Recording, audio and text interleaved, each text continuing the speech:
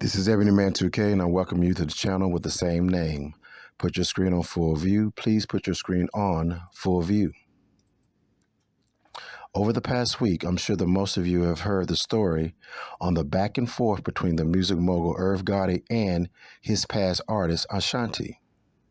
In short, IRV claims in a recent interview that Ashanti in the past was not only one of his artists, but also his girlfriend who he dated 20 years ago while he was married and separated from his wife. This story came up during an interview while promoting his upcoming documentary about his record label, Murder Inc., that includes his biggest artist, Ashanti, and his right-hand man, Ja Rule. Now, Ashanti caught wind of these comments by IRV, and she responded as if IRV was overplaying their involvement, and whatever they had in the past was not as big as he claimed. IRV then got in his feelings and responded to Ashanti's response and went left with this situation and dragged her on other issues, citing her desires to obtain her masters that IRV claims that he owns. It is at this point where the water gets kind of murky. On the show Drink Champs, IRV expounded on Ashanti's desire to obtain her masters from him as the owner. But some of the statements he made about the situation sounded contradictory. For instance, he states in the Drink Champs interview that if Ashanti wants to get her masters, she would have to do so by going through a billionaire Frenchman. But wait, I thought IRV said that he owned the masters. So who is this so-called billionaire Frenchman, and how does he come into play? IRV later goes on to say that he owns the publishing of her songs and not the masters.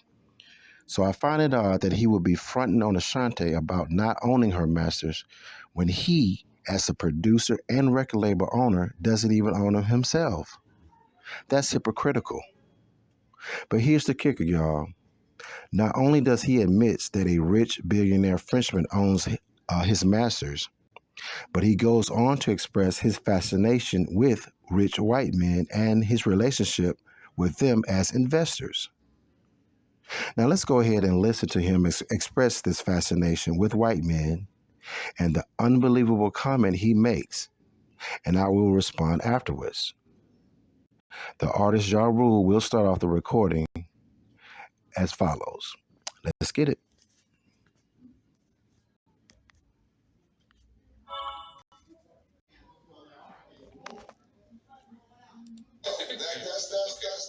That's not even the because you gotta be caught in the catch-22 too. Because you're an artist. The point is this: I'm a different type of an artist. Right. I see both sides of the argument. All artists want their masters back. Yes. It's just make new masters. That's just what artists want. And right now, the way people are being nice. You're written entertainment. Make sure buy it back. However the fuck you gotta go about your business. That's what I call compromise. There is a way to get your masters. It's a compromise. You know what I'm saying? Buy it back, or it's just like this argument doesn't have to take place. She's gonna have to buy it back from this guy named Olivier Chastain.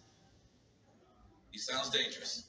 He's a billionaire Frenchman, and he's my guy, and I'm entering a deal with him for a lot of money. I'm supposed to make some noise for that. I believe we gotta make some noise for that. I'll go ahead and say it. I ain't even drunk, but I signed a letter of intent. It's like $250 million. Not just the catalog,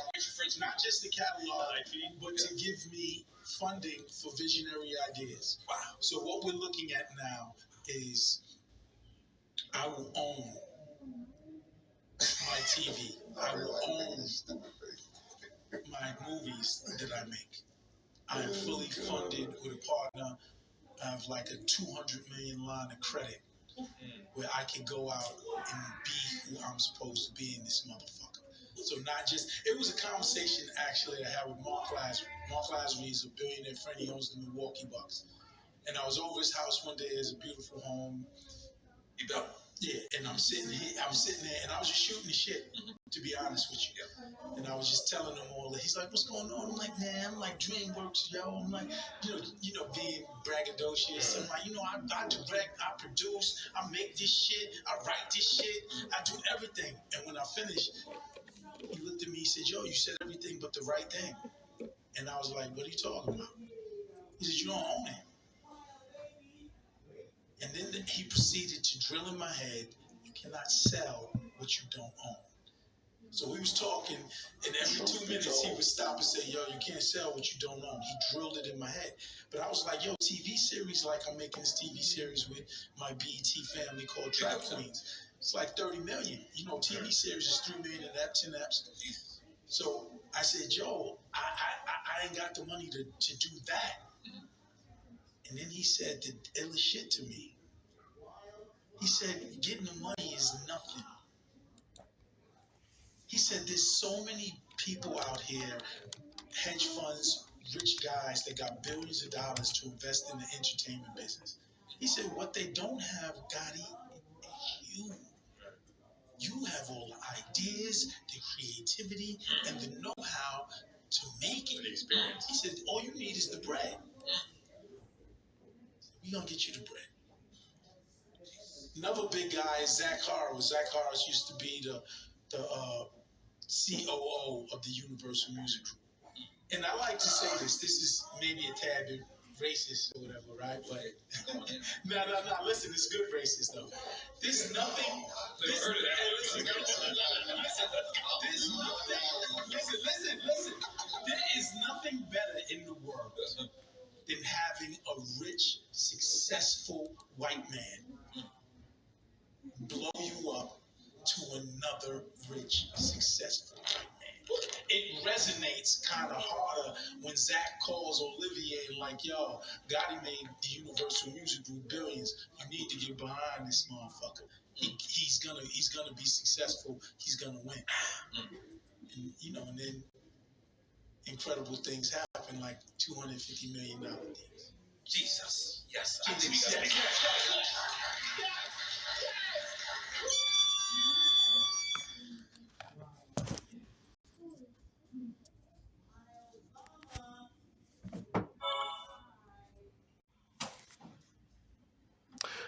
Okay, now, did you hear what Irv Gotti said in this interview? Irv Gotti said, "There is nothing better in the world than having a rich, successful white man blow you up to another rich, successful white man." I repeat, there is nothing better in the world than having a rich, successful white man blow you up to another rich, successful white man. Now, maybe it's me, but as a black man, that is a disturbing statement to make on so many levels. So Irv is the creator of content that for the most part is centered around urban culture featuring black and Hispanic artists, fans, and customers. But yet, he is in bed with rich white men as investors of his work that tickles his fancy. And then for him to say there is nothing better in the world than having a rich, successful white man blow you up to another rich, successful white man is sickening. It's sickening. There is nothing better in the world? Really? You mean to tell me sexual orgasms is not better? You mean to tell me a bone-in ribeye at Smith & Walensky's is not better? Watching the sunset on the shores of a tropical island is not better than hearing two white men talk about you? Bruh, what are we doing? What are we doing? I'm sorry, but this sounds like some secret backroom soul selling by Irv Gotti, if you ask me. I wonder if these same white men would ask him to bend over and let them blow his back out, would he do it? Would he do it? Well, listen, what I've heard from him so far and his recent statements that he's made tells me that he would. It tells me that he would. This is Ebony Man 2K. Peace, and I'm out.